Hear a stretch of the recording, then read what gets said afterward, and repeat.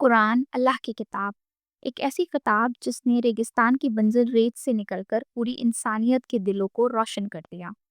وہ کتاب جو صرف ایک دور یا قوم کے لیے نہیں بلکہ قیامت تک آنے والے ہر انسان کے لیے ہدایت ہے۔ السلام علیکم ورحمۃ اللہ وبرکاتہ۔ خیر مقدم ہے آپ کا بنیادی علم کے ایک اور روح پروار سفر میں۔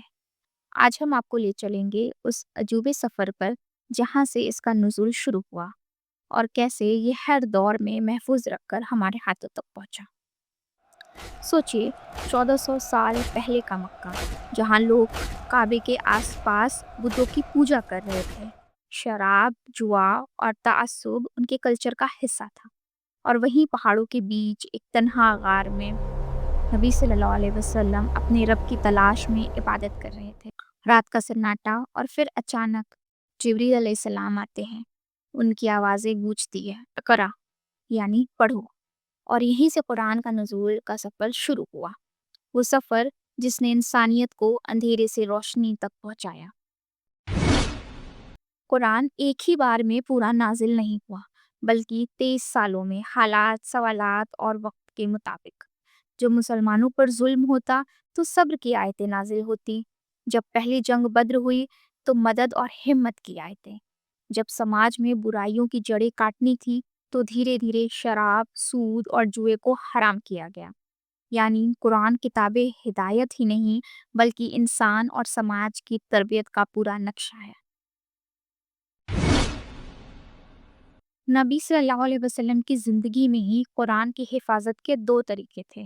پہلا، حفظ، ہزاروں صحابہ قرآن کے حصوں کو یاد کر لیتے، اور دوسرا، تحریری، نبی صلی اللہ علیہ وسلم کے کاتب وحی قرآن کو الگ الگ چیزوں پر لکھتے، کبھی کھجور کی ٹہنیوں پر، چمڑوں کے ٹکڑوں پر، اور کبھی ہڈیوں پر۔ اور رمضان میں ہر سال جبریل علیہ السلام آ کر پورے قرآن کا دورہ نبی صلی اللہ علیہ وسلم سے کرتے۔ آخری سال تو یہ 2 بار ہوا، یعنی اللہ نے قرآن کی حفاظت کا انتظام مکمل کر دیا تھا۔ نبی صلی اللہ علیہ وسلم کے وصال کے بعد جنگ یمامہ میں کئی حافظ صحابہ شہید ہوئے۔ حضرت عمر رضی اللہ عنہ نے خلیفہ ابوبکر صدیق رضی اللہ عنہ سے کہا، اگر اسی طرح حافظ صحابہ شہید ہوتے رہے تو قرآن کے حصے گم ہو جائیں گے، اسے ایک جلد میں جمع کرنا ضروری ہے۔ پہلے ابوبکر رضی اللہ عنہ ہچکچائے، لیکن پھر سہمت ہو گئے۔ یہ ذمہ داری دی گئی حضرت زید بن ثابت رضی اللہ عنہ کو، جو نبی صلی اللہ علیہ وسلم کے کاتب وحی تھے۔ انہوں نے ہر آیت کو 2 گواہوں اور حافظوں کی تصدیق کے ساتھ لکھا، اور اس طرح پہلا مکمل جلد تیار ہوا۔ اب آپ کے ذہن میں ایک سوال اٹھ رہا ہوگا کہ اگر پہلی وحی اقرا آئی تھی تو پھر قرآن میں سورہ فاتحہ کو پہلے کیوں رکھا گیا؟ تو اس پر میں نے ایک ڈیٹیل ویڈیو بنائی ہے، اوپر لنک ڈسکرپشن میں ایڈ کر دوں گی، جسے کلک کر کے آپ دیکھ سکتے ہیں۔ جب اسلام عرب کے باہر پھیلا، شام، عراق اور مصر تک، تو الگ الگ لہجوں کی وجہ سے قرات میں فرق آنے لگا۔ پھر امت میں اختلاف کا خطرہ پیدا ہوا۔ حضرت عثمان رضی اللہ عنہ نے امت کو ایک کرنے کے لیے ایک کمیٹی بنائی۔ انہوں نے حضرت حفصہ رضی اللہ عنہ کے پاس موجودہ صحیفہ منگوایا، اس سے کئی عثمانی نسخے تیار کرائے۔ یہ نسخے مکہ، مدینہ، کوفہ، بصرہ اور شام میں بھیج دیے گئے۔ باقی سب مختلف ٹکڑوں کو جلا دیے گئے تاکہ امت میں صرف ایک ہی قرآن رہے۔ آج پوری دنیا میں جو قرآن موجود ہے وہ اسی عثمانی نسخے کا نقل ہے۔ اللہ نے قرآن میں فرمایا، سورہ ہجر آیت نمبر 9 میں، اِنَّا نَحْنُ نَزَّلْنَا الذِّکْرَ وَإِنَّا لَهُ لَحَافِظُونَ۔ بے شک ہم نے ہی اس ذکر کو نازل کیا اور ہم ہی اس کی حفاظت کرنے والے ہیں۔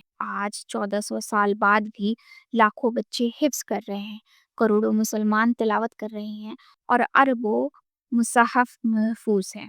کسی بھی کتاب کے لیے ممکن نہیں، لیکن قرآن کے لیے یہ اللہ کا وعدہ ہے۔ قرآن صرف تاریخی کتاب نہیں، یہ آج کے انسان کے لیے بھی ہدایت ہے۔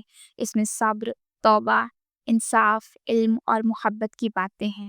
سائنس کی کھوجیں، بگ بینگ، کائنات کا پھیلنا، انسان کی پیدائش ہے، سب قرآن کی آیتوں میں مل جاتی ہے۔